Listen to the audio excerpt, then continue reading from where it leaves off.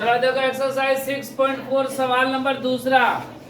देखो सवाल नंबर 2 में क्या बोल रहा है कि एक समलंब ए बी सी डी एक समलंब चतुर्भुज है। क्या यहाँ पे छूटा नहीं ना है?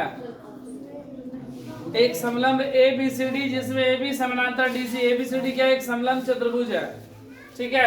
तो समलंब चतुर्भुज किसको बोलते हैं? जिसकी दो भुजाएं समानांतर और दो भुजाएं असमानांतर हो, यही ना?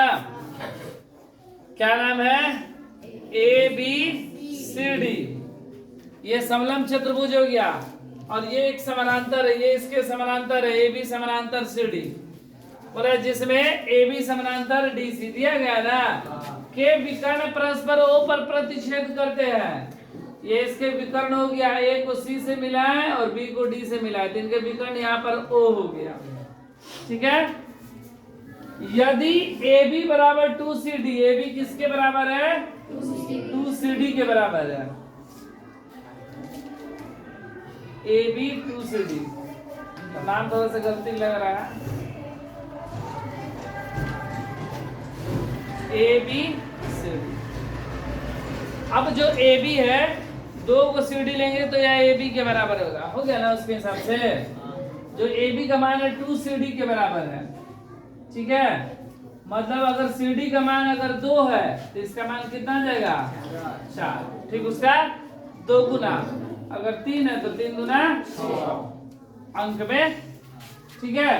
तो त्रिभुज ए ओ बी ये त्रिभुज और सी ओ डी ये त्रिभुज के क्षेत्रफल का अनुपात बोल रहा है।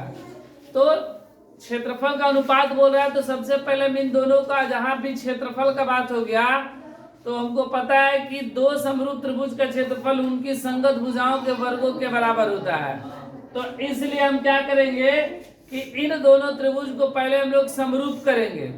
अगर त्रिभुज समरूप हो जाता है तो उनके क्षेत्रफल का अनुपात संगत भुजाओं के वर्गों के बराबर हो जाएगा। तो सबसे पहले हम लोग क्या करेंगे? त्रिभुज को समरूप करेंगे।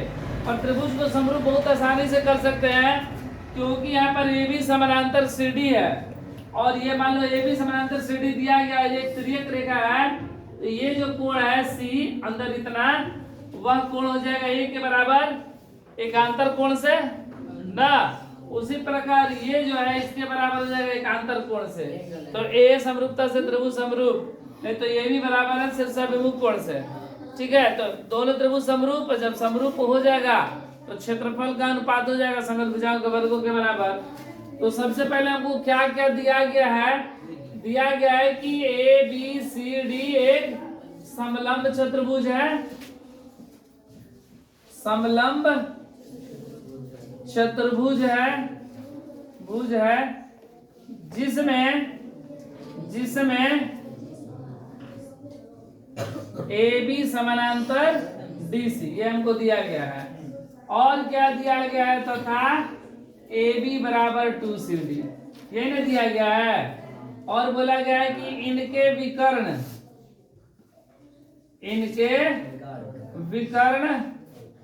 एक दूसरे को ओ पर प्रतिच्छेद करते हैं,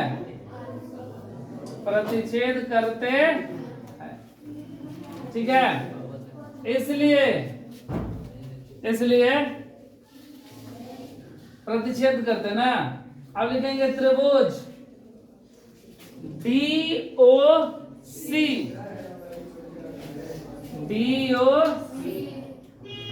नहीं तो देखो इतना नहीं है तो यहाँ पर इन दोनों का क्षेत्रफल पूछा गया ना, तो यही दोनों त्रिभुज को क्षेत्रफल को हम लोग क्या करेंगे? समरूप करेंगे। त्रिभुज AOB तथा त्रिभुज COD। अब देखो AOB में लिख सकते हैं कोण OA बराबर OCD। देखो OAB OCD क्यों बराबर है? तो लिख देंगे AB समानांतर CD और ये क्या है? एकांतर कोण है, एकांतर। ठीक है। उसके बाद इसी प्रकार कोण ओ बी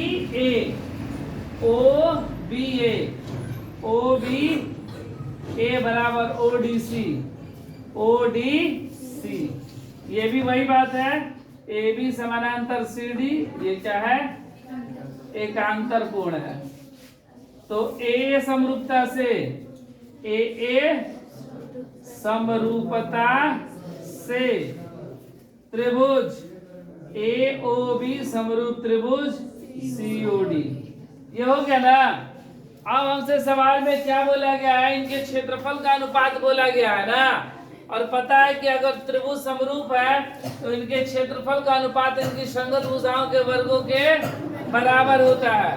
तो मतलब त्रिभुज ए ओ बी का क्षेत्रफल बटा में त्रिभुज सी ओ डी का क्षेत्रफल। अब देखो यहाँ पर संगत भुजा कौन कौन सा है, तो एओ का संगत सीओ है, ओबी का संगत ओडी है और एबी का संगत सीडी है। ये तीन संगत भुजाएं हैं, लेकिन हम वही लेंगे जिसका हमको मान पता है। और हमको मान किसका पता है, हमको पता है ए बी बराबर 2CD, मतलब ए बी बटा में सी डी ले लेंगे। ए बी बटा में सी डी होगा ना, ए बी बटा में सी डी, और क्या होता है, स्क्वायर होता है। अब देखो ए बी को क्या लिख सकते हैं, 2CD त्रिभुज ए ओ बी का क्षेत्रफल बटा में त्रिभुज सी ओ डी का क्षेत्रफल। ए बी को हम लोग क्या लिखेंगे, 2CD।